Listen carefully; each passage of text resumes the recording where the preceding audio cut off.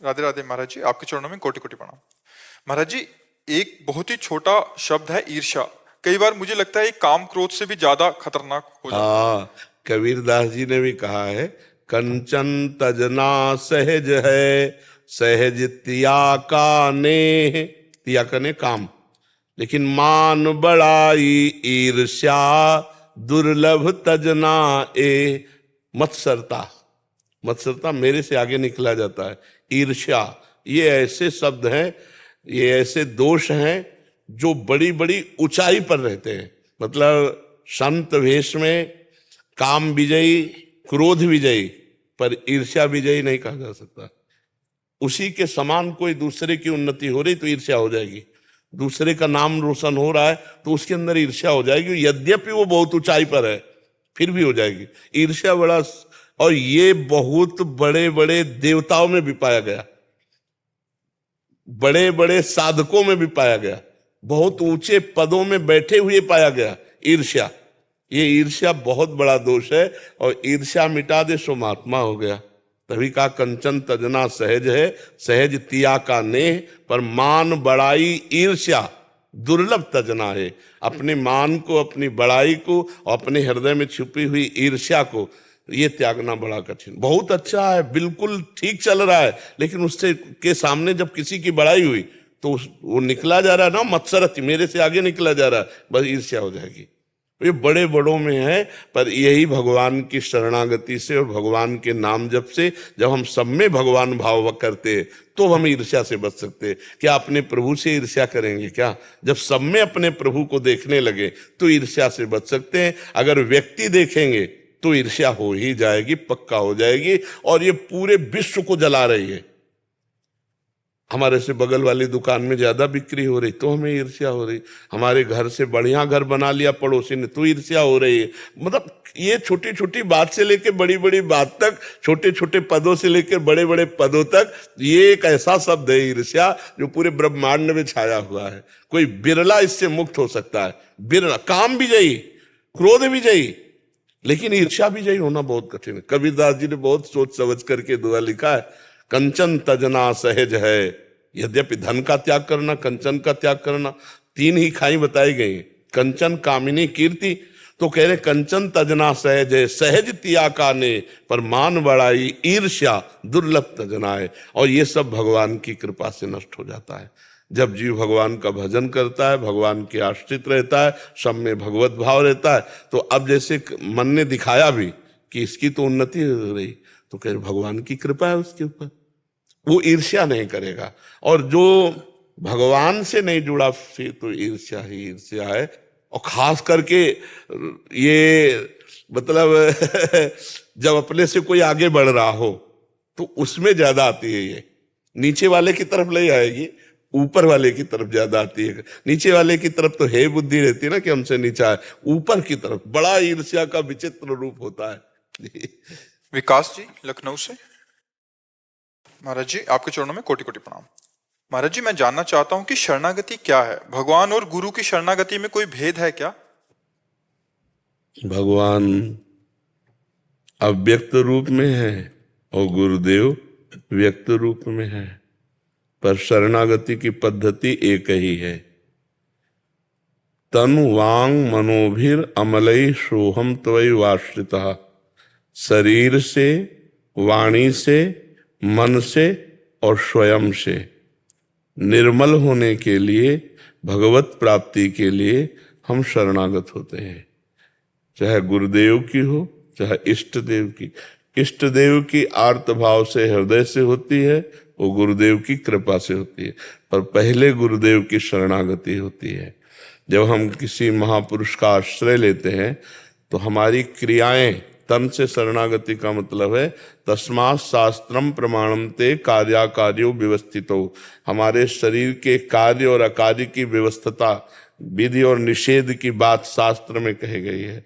तो हमको जो शास्त्र प्रमाणित कार्य हैं वो करने, जो निषेध है वो नहीं करने, और उन कार्यों को भगवत समर्पित कर देना, ये शरणागति शरीर की हुई। वाणी से हम कभी भी असत वार्ता दुखद वार्ता, दूसरे का अहित करने वाली अश्लील भाषण, गंदी बातें ये ना बोले। हम भगवत चर्चा, हितकर बात, पवित्र बात, सत्य बात, तो हमारी वाणी की शरणागति हो गई। मन हमारा गंदी बातें चिंतन करता है, संकल्प करता है, हम बार बार उसको रोकें और भगवान के नाम में लगावें, तो हमारा मन पवित्र होने लगेगा। तो मन की शरणागति, और स्वयं से अनुभव करें कि मैं भगवान का अंश हूँ, मैं भगवान का दास हूँ, मैं स्वयं को भी भगवान के चरणों में समर्पित करता हूँ। तो तन, मन, वचन और स्वयं जब शरणागत हो जाता है तो फिर भगवान जिम्मेवारी ले लेते हैं। फिर वो अंदर ज्ञान का प्रकाश, वैराग्य का प्रकाश, प्रेम का जो प्रकाश होता है, वही निर्भय, निशोक, निश्चिंत, विपरीत भावना का त्याग, संशय रहित, ये लक्षण उसमें जागृत होते हैं। हम शरणागत हैं, उसके 5 लक्षण होते हैं। निर्भय, उसे भय नहीं लगेगा। निश्चिंत, वो चिंता रहित हो जाता है। निशोक, उसे कोई शोक नहीं सता सकता। विपरीत भावना नहीं आ सकती, उसे कभी भगवान के विधान पर संशय नहीं हो सकता। ये 5 लक्षण आते हैं। तो पहले हम शरणागति होने के लिए वचन से शुरू करते हैं कि हे नाथ, मैं आपकी शरण में, और वाणी को संभालते हैं, फिर क्रियाओं को संभालते हैं, फिर मन को भगवान के चरणों में अर्पित करते हैं, फिर स्वयं हो जाता है। स्वयं से शुरू करने में मन, वाणी और शरीर ये संसार में लगे हों तो हम स्वयं को संसार में ही देखेंगे, और ये प्रभु में लगे हों तो हम स्वयं को प्रभु में देखेंगे। ऐसा तदात्म हो गया है। नहीं तो अगर स्वयं से शरणागत हो जाए तो बहुत जल्दी सब बात बन जाए। स्वयं से शरणागत हो जाए तो बहुत जल्दी, ये तो सब करण है, पर हम इतना तदात्म है अंतःकरण में कि पहले ये हो तब फिर हम हो, ऐसा अनुभव में आता है। तो यहीं से शुरू करें, वचन से, फिर क्रियाओं से, फिर मन से, फिर स्वयं से भगवान की शरण हो गया तो पूर्ण हो गया। जीवन भर शरणागति ही पुष्ट करते हैं, पूर्णता तो भगवान की तरफ से होती, प्रयास अपनी तरफ से होता है। प्रशांत सिंह जी, माई श्यामा शुक्र। गुरुदेव आपके चरणों में कोटि कोटि प्रणाम। महाराज जी, साधना में वेश का क्या महत्व है? सोते हुए जप या ध्यान कैसे हो सकता है? तो वेश का महत्व है तो आचार्य परंपरा से 2 मार्ग हैं। एक है निवृत्ति मार्ग, एक है प्रवृत्ति मार्ग। प्रवृत्ति मार्ग गृहस्थ मार्ग कहते हैं, और निवृत्ति मार्ग विरक्त मार्ग कहते हैं, जैसे हम लोग परंपरागत हैं आचार्यों की। तो इसमें वेश के अनुसार हम अपनी मर्यादा में रह करके और निरंतर भगवान का भजन करते हैं। और गृहस्थ में है तो भोगों के बीच में रहकर धर्म मर्यादा का पालन करते हुए भगवान का भजन करके भगवान की प्राप्ति। ये भोगों का त्याग करके, जो सांसारिक भोग हैं उनका त्याग करके गुरु परंपरा के अनुसार उसी साधना में लग करके भगवत प्राप्त होते हैं। तो वेश की जो मर्यादा वो निवृत्ति परक है, निवृत्ति मार्ग, वैराग्य मार्ग का प्रतीक है। अब वो उसी वेश का लोग दुरुपयोग कर रहे हैं। जो गंदे लोग हैं वो उसी वेश का अपने गंदगी छुपाने के लिए आश्रय ले लेते हैं। तो ये होता है कि संत जन ऐसे, संत जन ऐसे नहीं होते। प्राण चाहे निकल जाए पर भूल ही न दें कुमारग पाऊं, वो भूल करके भी गलत मार्ग में नहीं चल सकते।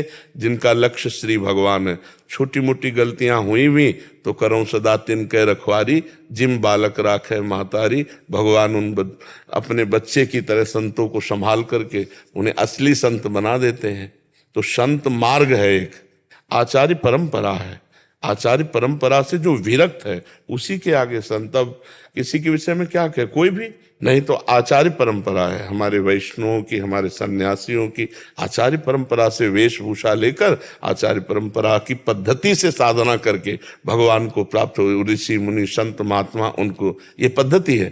प्रवृत्ति मार्ग गृहस्थी मार्ग, निवृत्ति मार्ग विरक्ति मार्ग।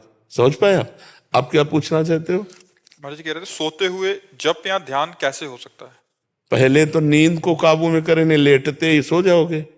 शवासन में जैसे लेटा, साधु महात्मा इसी पर प्रवीण होते, पड़े हैं तो भगवान में, खड़े हैं तो भगवान में, चल रहे तो। कबीरदास जी कहते ठाड़े बैठे परे उताना, कबीर कहाँ हम रहे ठिकाना। ठिकाना अर्थात परमात्मा चिंतन में रहते हैं। अब जैसे आप शयन के लिए गए और आप तन्मयता पूर्वक भगवान का चिंतन कर रहे हैं, पहले तमोगुण पर विजय प्राप्त करें, नहीं तो जाते ही थोड़ी देर में नींद आ जाएगी। नींद आ गई तो फिर सो गए। तो तमोगुण को कब्जे में करने के लिए पहले सतोगुण भोजन करें। सतोगुण सात्विक भोजन, अब भोजन की तो बड़ी समस्या है, सात्विक भोजन मिलना बड़ा कठिन हो रहा है। नहीं, जो सात्विक चीजें हैं उनमें गंदी चीजें मिलाई जा रही, जैसे मानो दूध है, पता नहीं दूध है कि केमिकल है कि क्या मिलाया गया है। घी है, पता नहीं चर्बी मिली है क्या मिली, कुछ भरोसा नहीं है ना। जो हमारे सतोगुणी चीजें हैं वो तो सब घोर अशुद्धता मिलाई जा रही, घोर अशुद्धता। तो सतोगुण भोजन बड़ा कठिन हो गया। अब रजोगुणी और तमोगुणी की बाढ़ है। अब लोग तमोगुणी पर भोजन रजोगुणी पसंद करते हैं, होटल का, चाट चूट का, तो इससे तो रजोगुण तमोगुण आएगा। इससे भोग विलासिता बढ़ेगी, निद्रा, आलस्य, प्रमाद, क्रोध, ये चीजें बढ़ती हैं। अगर हम सतोगुणी भोजन करें, सात्विक भोजन, और भगवान जैसा आचरण कहते हैं वैसे पवित्र आचरण रखें, तो फिर भजन में हमारा प्रवेश होने लगेगा। फिर तो चाहे बैठे हैं तो भजन कर रहे हैं, लेटे हैं तो भगवान में भजन कर रहे हैं। पर अभ्यास करो, जब लेटो तो उस समय सब बातें भूल करके नाम चलाने की कोशिश करो। राधा राधा राधा राधा राधा, राम राम, हरि हरि, जो नाम प्रिय हो, जो गुरुदेव ने दिया हो उस नाम में। और अगर नाम का ध्यान करते हुए सो गए तो जब जगोगे तब नाम चलता मिलेगा, देख लेना।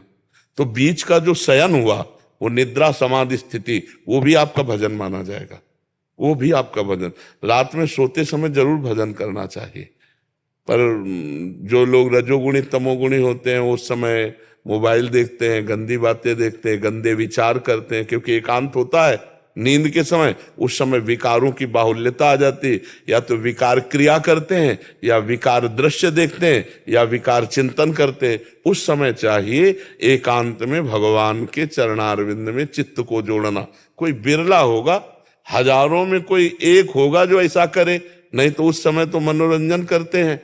तो मनोरंजन बहुत घातक है, पूरी रात्रि बर्बाद हो जाएगी। अगर हम नाम जप करते हुए सो गए तो पूरी रात्रि भजन मानी जाएगी, हमारा जीवन सार्थक हो जाएगा। निद्रा समाधि स्थिति, नींद मानो समाधि में गई, क्योंकि हम जैसे राधा राधा राधा राधा कब सो गए पता नहीं चला। तो जब जगोगे तो आप देखना राधा राधा राधा आएगा। इसका मतलब बीच में भी हमारा समय राधा में ही गया, तो वो समाधि मानी जाएगी, वो भजन माना जाएगा। तो कभी कोई नींद खुलता है, ऐसे ऐसा लगता है राधा राधा नाम, जो नींद खुलते ही राधा नाम निकल। हाँ, तो उसकी पहचान है कि आप सोते समय राधा नाम जप रहे थे, तभी वो नींद खुलते हुए आएगी। ये मन की एक दशा होती। जब ऑपरेशन होना था ना डायलिसिस के लिए, तो उन्होंने बताया कि अब ऑपरेशन हम करने के लिए आपको बेहोश करते हैं। तो हमने कहा रुको, हमने पद चलाया अपने आचार्य का, और पद में जिस लाइन से हम बेहोश हुए थे, तो जब हमें होश आया था तो वही लाइन चलने लगी। ये ऐसा मन का पकड़ा दो ना, तो उसका ऐसा स्वभाव है। तो ऐसे नींद के समय जैसे जो बात पकड़ा दी गई, वही जागृत के समय जब हम जगेंगे तो वो उसी में स्थिति मानी जाती है। तो हम पता नहीं जगें कि ना जगें, कौन सी आखिरी रात हो, तो हम उस रात को मृत्यु जैसा मानकर भगवान के भजन में लीन होते हुए निद्रा की गोद में गए, और जब उठे तो फिर भगवान का, जब जगे भगवान का स्मरण जरूर करें। देखो तभी भक्त कहाया जाएगा। जब देखा कि विभीषण जी तो राम नाम ते सुमिरन कीना, हृदय हरस कप सज्जन चीना, ये सन हट करी हो पहचानी, और साधु ते होए ना कारजान। जो उठते ही राम राम बोला तो समझ गए ये भगवान के भक्त है, इन साधु से मिलने से कोई कार्य की हानि नहीं होगी। राम नाम ते सुमिरन की ना, हृदय हरसी कपि सज्जन। हनुमान जी समझ गए ये साधु है, क्योंकि उठते ही भगवान का नाम कोई सज्जन पुरुष साधु लेता है। तो सोते समय, उठते समय, भोजन पाते समय, जब भोजन सामने आवे तो भगवान को अर्पित करके दो चार भगवान के मंगलमय नाम लेकर और जय जयकार करके तब पाना चाहिए। इससे बहुत बुद्धि शुद्ध होती है, जीवन बड़ा आनंदमय होता है। विचार पॉजिटिव हो जाए ना, तो हम गरीब भी हो तो आनंद पूर्वक जिएंगे, और विचार निगेटिव है ना, तो करोड़ों रुपया भी हो तो भी जलते रहेंगे। हमारा दिमाग स्वस्थ होना चाहिए। अगर दिमाग स्वस्थ है तो सब स्वस्थ है, और दिमाग अस्वस्थ है तो सब कुछ होले पर बेकार है। अशांति बनी रहेगी ना, अशांत से कुता सुखम, जो अशांत है वो सुखी कहाँ है। तो सुख तो भगवान करुणा सिंधु, उनका नाम, उनका रूप, उनकी लीला, उनका धाम, उनके आश्रय, उसी में सुख है। ये भव समुद्र भगवान के तो रचा हुआ है। और भगवान से विमुख होकर कोई गंदे आचरण करके कभी सुखी हो सकता है क्या? लोगों को भ्रम है कि हम पाप कर्म करके, अधर्म करके, घूस लेकर बहुत सुखी हो जाए, कभी नहीं सुखी हो सकते। चाहे जितना एकत्रित कर लो, अधर्म से कभी सुख नहीं मिलता। अधर्म का फल है अशांत, अशांत वाला पुरुष कभी सुखी नहीं रहता, और धर्म का फल है शांत, और शांति में ही सुख है। जिसके हृदय में शांति उसी के, और शांति उसी के हृदय में जो भगवान का भजन करता है। सियाराम दास जी।